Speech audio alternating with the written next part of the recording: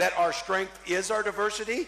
We've been talking about this for years as a country of immigrants, and we let them define the issue on immigration. We let them define the issue on DEI, and we let them define what woke is.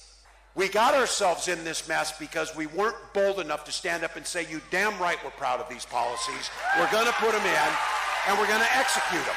Well, Sammy, thank you.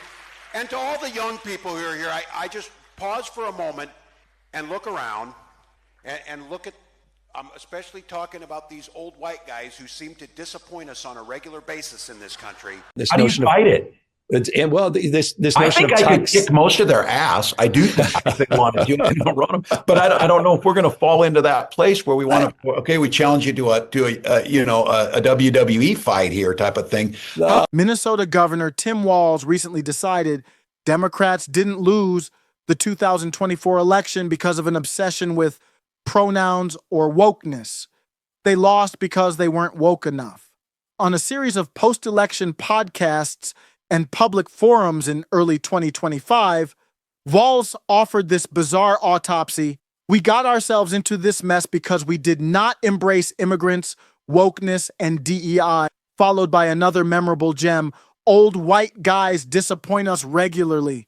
What Walz conveniently skipped over, though, was how those same cultural obsessions cratered the Democrats' chances in the first place. Immediately before making these claims, Walz argued Democrats had failed to energize voters by being timid in defending diversity, equity, and inclusion. Immediately afterward, he doubled down by criticizing old white male leaders, ironically including himself, for continually letting down voters. His conclusion: Democrats must embrace progressive identity politics even harder, or face permanent electoral irrelevance. In fact, Walz explained this in even clearer terms during an interview with Vox at the SXW conference in March 2025.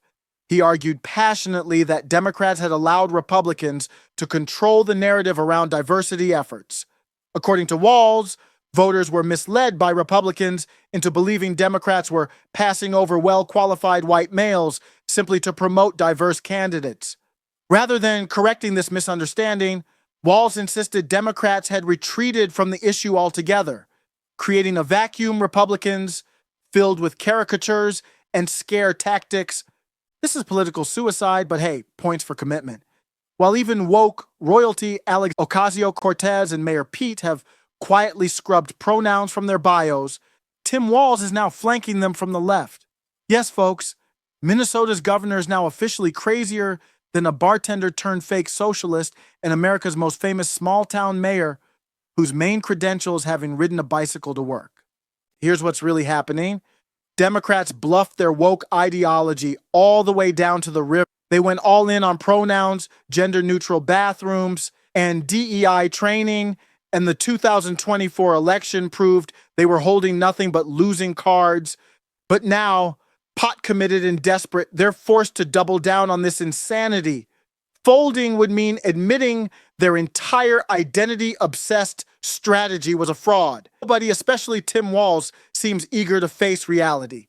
Remember, all Trump had to do to win in a landslide was run one brutally simple ad during football season, reminding America of a basic biological truth: women have roast beef and men have bananas. Democrats had no answer.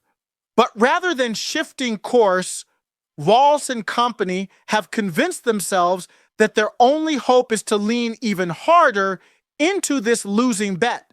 But don't think Republicans are off the hook here. Trump's recent endorsement of Lindsey Graham, a warmongering senator who's basically a gay reincarnation of John McCain, minus the military credentials, is proof that MAGA is now essentially an AIPAC franchise. Seriously, Trump, was Jeb Bush not unavailable? At this point, both parties seem committed to giving voters the worst options imaginable. On the left, Democrats like Walz are proudly marching into the political abyss, waving pronouns and rainbow flags. On the right, Trump and MAGA Republicans are becoming indistinguishable from the neocons they once claimed to despise.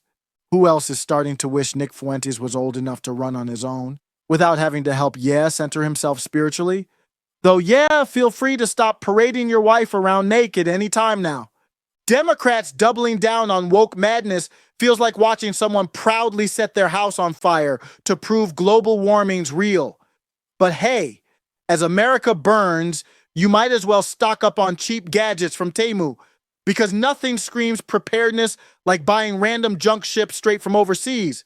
And if you plan to stay awake for the full woke apocalypse, apparently Pete's Coffee exists. It's probably strong enough to keep your eyes open through Tim Walz's next meltdown. Leave a comment below if you agree that Democrats doubling down on woke madness is about as smart as lighting themselves on fire and pretending they're just keeping warm. Bottom line, Tim Walz and the Democrats are betting America won't call their bluff. Let's hope voters finally stop giving them free chips.